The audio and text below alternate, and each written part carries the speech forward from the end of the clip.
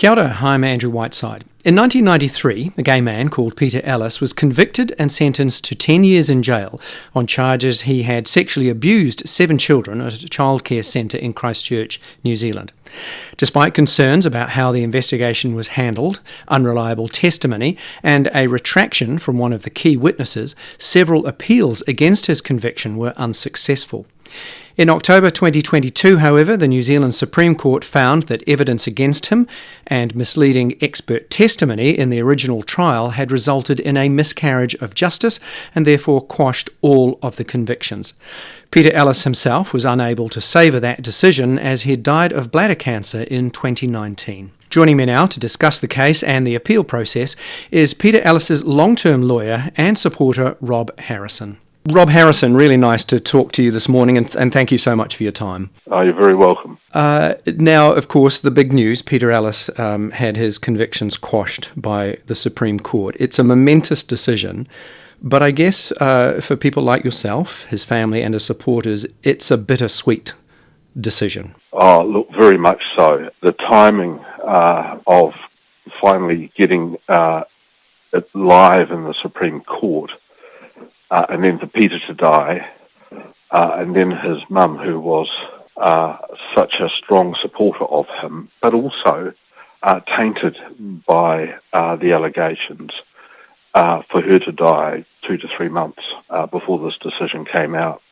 is just difficult. But I think for the wider public and for his whānau and for all those people who were charged or affected by what happened, there's some finality there, which is extremely pleasing. What does the ruling actually mean? Because the Supreme Court is not saying that he was innocent. No, there's 2 aspects to it. The first was the evidence relied on in the court, which was the use coming under Section 23G, and they said that was wrong in law, in the manner in which it was given, and highly prejudicial. The second one was that the issues of contamination of the children's evidence wasn't fully understood and not fully put before the jury. So on those 2 grounds, each separately, there would have been a miscarriage. If Peter had still been alive, would that have meant that this issue would have gone back to trial? I don't think so. I don't think it would have, but that would have been a decision for the Crown. But he could have potentially also got compensation if it didn't go back to trial. Yes, well, I never considered the compensation aspect to it. I note that he made some comment to Mike Hosking in the weeks before he died that it would be nice for his family or whatever, but all the dealings I had with him and with his family, they were just focused on this one point. Which I guess is the most important point for them. Yes. He had always maintained, look, I never did this. What seems extraordinary is that there were 2 Court of Appeal cases in 94 and 99, a ministerial inquiry in 2000, all of which upheld the charges, most of them, and definitely the sentence. It seems extraordinary now that the Supreme Court has overturned that. So were those appeal court processes flawed? What's your thoughts on that? Well, I think in respect of the first appeal in 94, which I started with Nigel Hampton QC, and when he became ill and Graham Pankhurst continued on, so I was involved in that first appeal. We didn't have, even at that stage, anywhere near the information that we have now, or indeed what was there in the 99 appeal. So in the 94 appeal, I think we couldn't show the points that we could show now. In the 99 appeal, the court restricted itself very narrowly and wouldn't engage fully, I think, as is the court's right, because it was a referral back from the Governor-General under the prerogative. So it came back to them. They really kept it narrow. This appeal has been the first time that a court, and I include the Commission of Inquiry in there, a court actually looked at all the issues without limiting itself. So the problems with contamination, the issues of how the children are interviewed, the use of 23G, all of those factors became extremely important and were appropriately aired without restriction, if I can put it that way. One of the things that seems to almost beggar belief about this case was that many of the allegations about Peter just seemed outlandish. So I'll just list some of them here. So that the children were sodomised, they were forced to eat faeces, there were secret tunnels, trapdoors, kids being buried in coffins, a child having a belly button removed, a child being sacrificed, but no evidence of anyone going missing. They seem extraordinary, and some of those were not put into the trial. That's right. Looking back now, what are your thoughts on that, and why were they not part of the trial? All of that material that the children, all the statements the children made, we attempted to have placed in front of the court. Justice Williamson felt that if it didn't relate directly to the charges before the court, then it shouldn't be played. So the only aspects of the tapes not played by the Crown that we could ask to have played was where it had relevance to the charges. So, for example, a child saying someone was killed, I would argue that that's crucial to their credibility. Not so. It doesn't relate specifically to the charge. So that was the ruling of His Honour Justice Williamson, and that's why a lot of the tapes weren't played. And the Supreme Court said that, well, I was able to get a number of the tapes played, or aspects of some of the tapes played, and it was a risky, I think, well, they don't say that, but my inference from reading it is that there were certain risks of playing all the tapes. Was there ever any physical evidence provided, such as bruising or forms of tissue damage on the children? No. There was medical evidence put forward, which is discussed in the Supreme Court now, and that is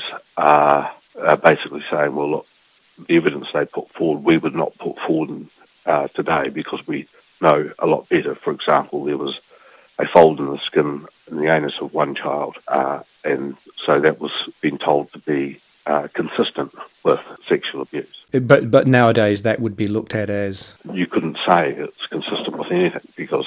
It could be naturally occurring. Absolutely. When you were in court, when this was all going down, what are you thinking? I mean, yes, you've got a case to present and a man to defend, but personally, what are you thinking when you're seeing this? Are you thinking that, my God, a jury will never accept this? My view of this case really solidified when we did the 11-week deposition hearing.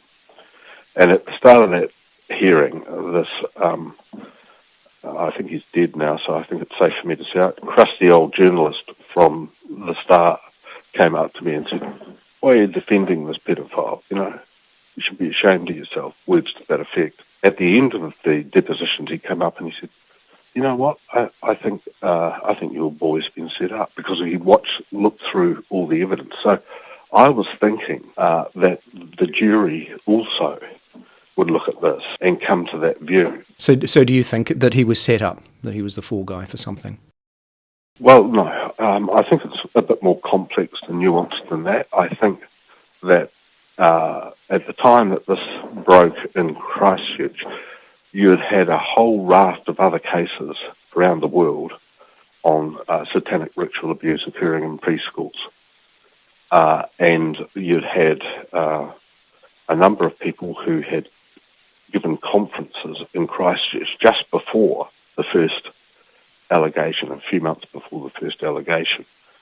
And so I think that sparked the concern. So I don't know if it is a conspiracy. I wouldn't say it was a conspiracy, but I think it was I don't think people got together and said, "Oh, well, let's sort out Peter Ellis."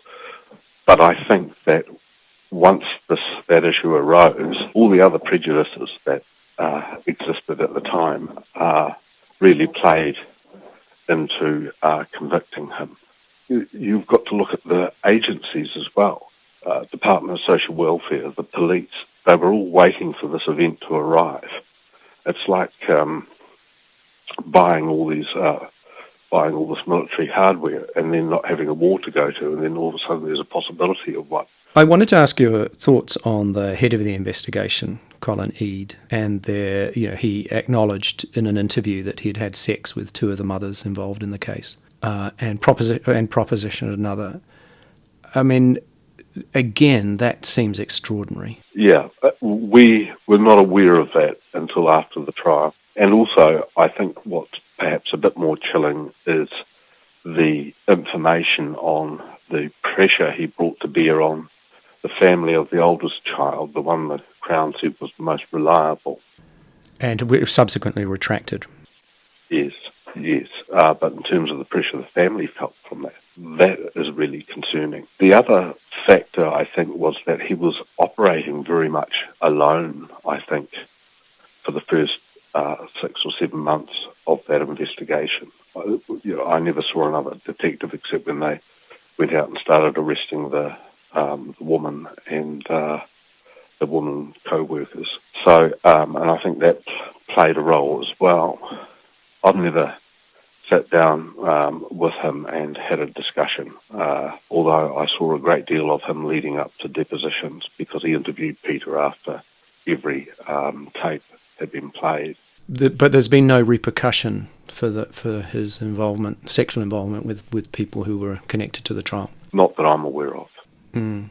It's dangerous, isn't it? It's extremely dangerous, and I think that together with the pressure he put on that family suggests that he had a vested interest in this proceeding, and he was blind to any other possibility, which is dangerous for any investigating authority, I would have thought. And frightening for the public.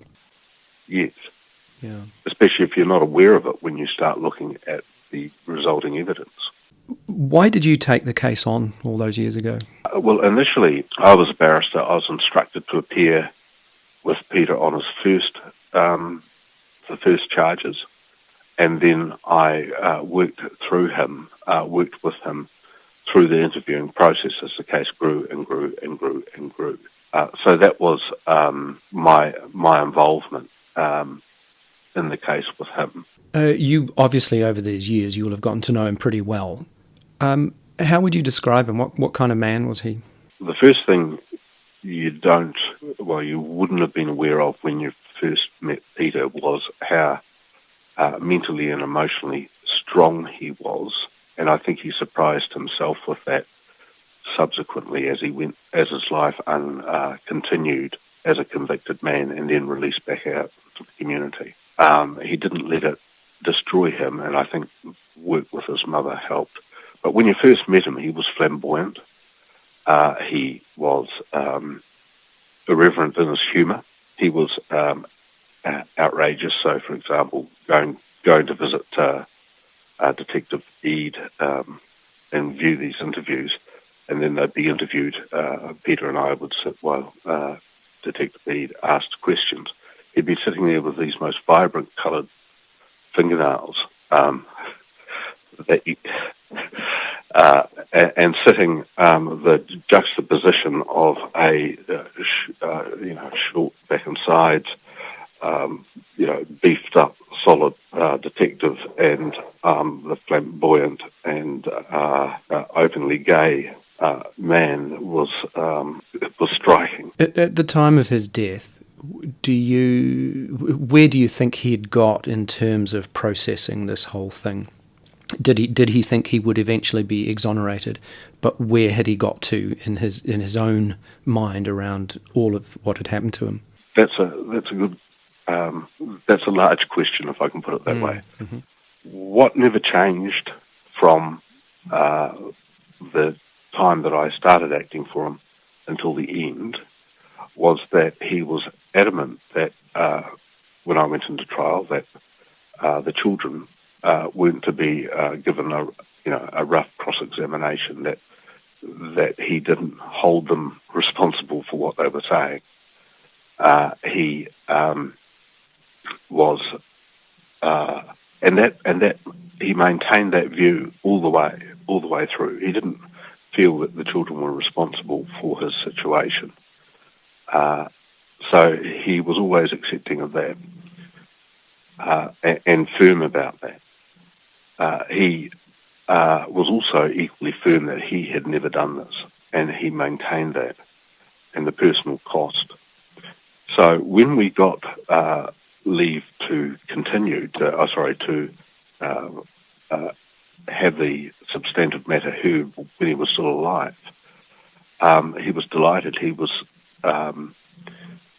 thinking, this is finally, we're going to be able to put this to bed.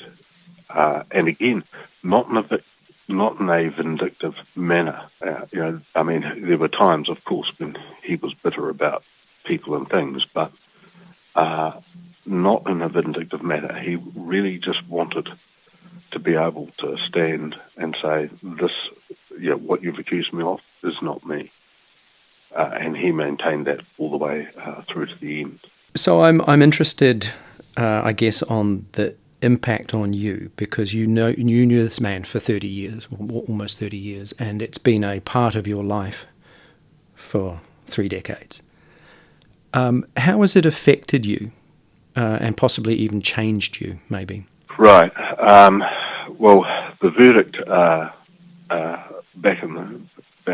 way back then was devastating for me in terms of I went away and I closely examined everything that I had done in respect to that case and felt, have I done something that's brought about the conviction of an innocent man? And if I felt that, I would have walked away from the law, because that is a horrendous burden to carry.